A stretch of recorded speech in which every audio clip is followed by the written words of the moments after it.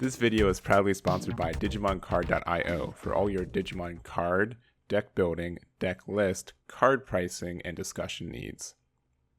Hey everyone, Eggman here with another video, and today we have the top 16 deck list for CoreTCG's Digimon Webcam Ultimate Cup that happened this past weekend. There were 9 rounds of 500 players with one winner at the end. That is Thomas Nguyen on that blue hybrid. So really fun event to watch and commentate, since I was doing that with Primitive as well. So if you guys are interested in seeing the matches that we covered, make sure to hit the link to the Twitch VOD, which is in the description, as well as in this document, which is also linked in the description as well. So if you guys care about seeing these deck lists as well, and also if you guys appreciate these videos and these breakdowns, please consider hitting that like and subscribe button. These do take a lot of effort to do, and getting all these just set up and everything. So if you do appreciate it, I would appreciate hitting that button. But going into it, I can't distract about it more. There's this really unhealthy pie chart. It's almost just a circle with two, with a line in the middle of 7 Imperialdramons, 7 blue hybrids, and then only 1 additional AncientGrey and green hybrid from there. So not a lot of diversity in this top 16. And honestly, this is looking like just blue hybrid just coming back into this meta after being pretty much the best deck in the format for so long. Most of this year has been blue hybrid in the finals, or blue hybrid at the top, and it hasn't been as egregious as it has been today. But man, there is a lot of those top 16 blue hybrids in there. And I even looked in the top 32 because I was considering doing that as well, and it added like 1 Mastamon and like a DNA armor, so like mostly still Imperialdramon and blue hybrid taking that. So we're going to talk about the individual deck list as well as my thoughts on the meta and the state of it right now based on these results. And let's get started with the first place list. To start us off, we do have Thomas's first place blue hybrid list, and I know that this is somewhat of a solved deck list in a lot of ways. There's nothing incredibly new or different with it, but there are some like grindy matchups that happen during these mirror matches that happen with them. I know they're mirror matches and sometimes those are lame, but I will say round 8 and round 9 were very tight matches. I really did enjoy watching them and see the grind between the two of them, and seeing who could ice wall first, or if there's a counter ice wall, that kind of stuff. So it is a bit predictable, but man, just seeing it play sometimes I think is really cool to see, especially at a high level. So anyways, if you guys want to see those matches, make sure to do it. But here we have this list, and I don't know, like the biggest I think add in this is the Innocence Blizzard. It's a strong effect in a lot of ways. It can be a stun in a list as well. So trash the bottom devolution cards of all your opponent's Digimon. Then up to 3 of your opponent's Digimon with no devolution cards can't attack or block until the end of your opponent's next turn, which is somewhat strong and can pop up insecurity and cause some havoc. So that's something to consider there. But just so many good ways to stun, and like Tommy is still overperforming, such a good tamer for us. People going into the mat tamers as well, just to get that extra memory and just like dissuade your opponent from just hard casting something else. Sora Joe, also just a great tamer, gets so much advantage, so much value all by itself, makes it very difficult for your opponent to not just eventually start giving you 2 memory every turn. So yeah, and just I don't know, really solid deck list. And then Azulongmon, which came up a lot on that weekend. There were so many times where Azulong was just able to get onto the board, do 4 damage, and get the game off that too. So I think it's convinced me, at least if I was to play this deck more often, Azulong is one of the cards to at least have one of. It's a great ender in a lot of ways, and some of these kind of sticky positions that you'd find yourself in. But I don't know. It's blue hybrid. We've seen it for literally 6 months. This is 2 cards away from what it would have been in like a BT7 meta, and I think that's a little bit concerning. And not only it's not necessarily that an old deck can win, but it's been winning so much, and especially at this event, it's still doing super duper well. And it's like a cheap budget list too. The most expensive card obviously is Davis as well. And I don't know. I don't know if hybrid.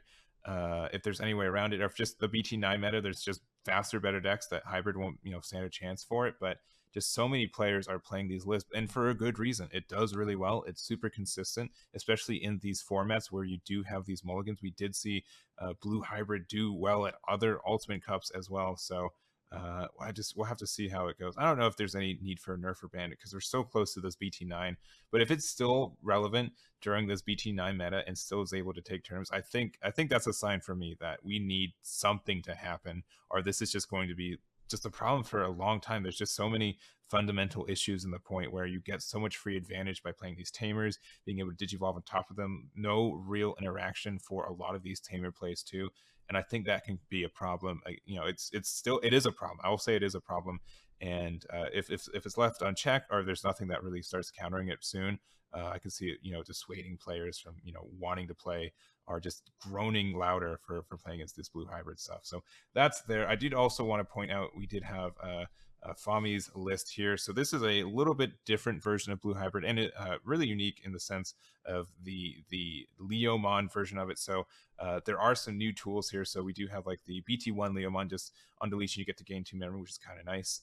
You can invest 2 memory, swing in, and then if it doesn't die, you can gain that memory back later. But also the new EX2 one as well. So opponent's turn, where you have a tamer play, this gains blocker, and then when this on deletion, you get to gain 2 memory and draw 1 card as well. So having a blocker that can not only stop damage, but also just flat out end your opponent's turn because it dies, I think is a really good control aspect. Obviously, if they have like a Madoki Betamon or like a Gazimon out on the board, that does nullify it. But, this has been something that I've seen people start experimenting with, and I've heard it's done some things in the Japanese and just Asia meta as well. So I think it's cool to see that it's still viable as an option here. And it's just a new spin of it. I don't know if it's better, and obviously it's not strictly better because it didn't get first, but I think there's something here, and I think that's cool. And the other things that we have for it is that we do have like the Jerry Tamer as well. So on play, you may play 1 Leomon from your hand without paying its memory cost, and on opponent's turn, when opponent's Digimon attacks, you can spend this to draw 1.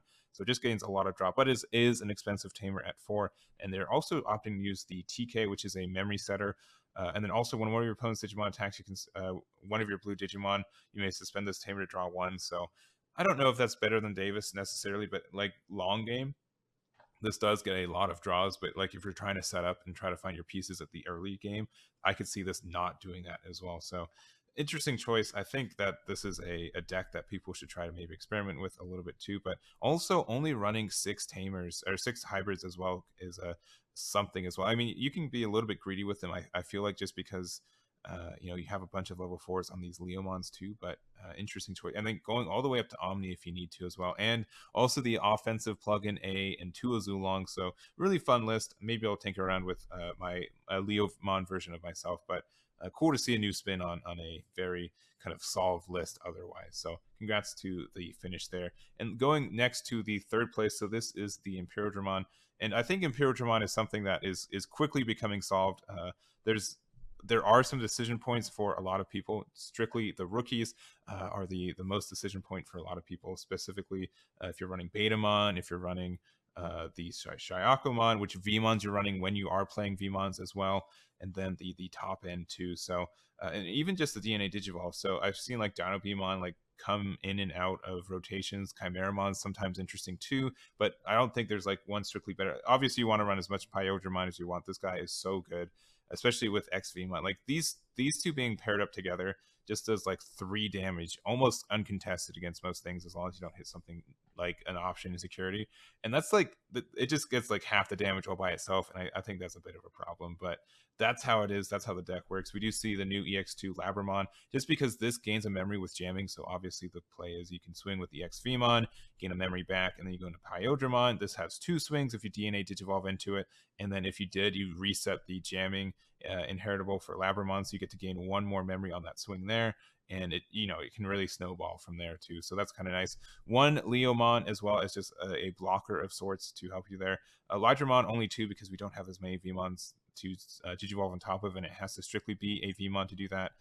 Some Megadeaths, some Hammer Sparks, an Omnimon as well as a Paladin mode, so having a really high top end too, which is interesting.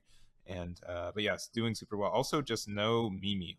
Most people I see have like a 2 Davis, 1 Mimi, and then like 3 Davis Ken, or some like 6 Tamers. I think is pretty standard, but usually one of them's a Mimi. But just having a 3-3 split there is interesting there. But obviously, yeah, Imperialdramon I think is something that a lot of people know. It's probably one of the most popular lists being run in general too. Did not get another one. It's never won a champion like a North American tournament, but it's there. It's almost always, if not the most popular list, or at least the archetype in the top 16. So it gets to the top 16 very, very easily. But because it's kind of so known and there's just really linear gameplay. I think there are some times where, you know, people can play around it and know exactly how much extension there is, and they can kind of play around that too. So anyways, Muachee Yang, thank you for this list. Congratulations. And going next to our 4th place list, we do have this Red Hybrid. And again, Red Hybrid's been somewhat present. I'd say it's topped probably an average of 1 event since BT8's come out. So it keeps showing up. If you're not, I don't know, I think you have to be a little bit lucky for this to be, just because there's so many ways for interaction, or just for your not to lose. You try to do your big combo play and then it doesn't work out and then you lose from it. So that's something to consider there. But again, if you do get that big swing and you do all the damage and you see everything you need, it's quite unstoppable from a lot of kind of meta decks at the same time. So I think it's pretty solved on what the deck looks like. And if there's a good pilot with a little bit of good luck for that day, you will be unstoppable. And so again, one finish event. So this one is Gabriel's. He's the number 1 with Ancient this time. And I think there's nothing I'd say specifically super good in the tech, except for maybe Lightning Joust, but those are kind of common. It's just like an option card. 3 Gravity Crush as well, so Memory Boost, Tai, and Takuya. So like the 1 Emperor Greymon's probably the biggest tech that I've seen on this, and just being able to potentially like instead of like, you know, the alternate ways that you have like this big AncientGrey, you hit them down to 0, and then you can blitz on top of your Takuya from there and potentially end the game there. So that's an option. You also just like blitz, swing with this, and then you can go into Omnimon as on top too. So and I think with the Lightning Joust, it makes that this Emperor Greymon have some options there, though. I'm just surprised he's only running 1 and not more than that. But anyways, that's Gabriel's list. Congrats to Gabriel, and for keeping Red Hybrid alive in this too. So lastly, we do have Brandon's top 16, and by top 16 I mean 16th place Green Hybrid. And this is very, very close to the list that got first place last week. So very close to Russell's list. The 2 differences, at least as far as I'm aware, that are made are there is the Digimon Emperor, which was added in on top of a green memory boost, as well as one of the ancient Beetlemons became an ancient Troymon, and that is it. This is 48 out of 50 the same deck, and I think that's fine. I think that Russell had a really good list in the first place, and any deviation from that I think is risky, but it could be rewarding. But I think doing something that is mostly known to work at least once is a good play. So again, if you don't know this, a lot of good plays here with the Terriermons, being able to get up to your things. And honestly, this is a bit of a luck deck. If you don't see as many Terriermons as you need, it can be a bit cumbersome, but in a format where we do have these mulligans and you do have a better chance to have a starting hand, there are some really, really good hands on Green Hybrid that just do a lot of damage, and if your opponent's not ready for it, you can just kind of win from there. So that is the last list we're going to cover today. I hope you guys enjoyed this video. Again, if you guys want to see the VOD of the matches, it will be linked in the description. We will be uploading matches on the YouTubes of myself and Primitives as well, so make sure to follow Primitive on YouTube as well. And thanks again to Core for running this event, for giving me these lists to give to you guys, as well as letting me stream the event as well. So I think that's it. If you've made it this far in this video, you better hit the subscribe button, because you must like the content if you've made it this far in my rambling. And that is going to be it for me. So thank you guys so much for watching. I do appreciate it, and I'll catch you all next time.